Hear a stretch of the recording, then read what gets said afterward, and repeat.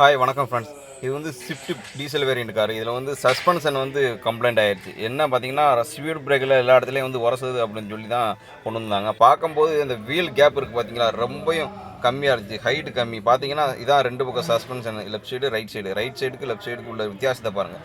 Left அப்படியே பள்ளத்தில் விழுந்ததுனால அடித்து அப்படியே ஜாம் ஆகி நின்றுச்சு. உள்ளே இருக்கிற அந்த டேம்பர் வந்து பெண்ட் ஆயிடுச்சு. பெண்ட் ஆனதுனால ரிட்டர்ன் ஆகலை. அதனால் வந்து left side full and full வந்து உங்களுக்கு உட்கார்ந்து இருந்துச்சு. அதனால தான் ரைட் சைடு அஃபெக்ட் ஆகி உங்களுக்கு வண்டி ஒரு மாதிரி சாஞ்ச மாதிரி இருந்துச்சு.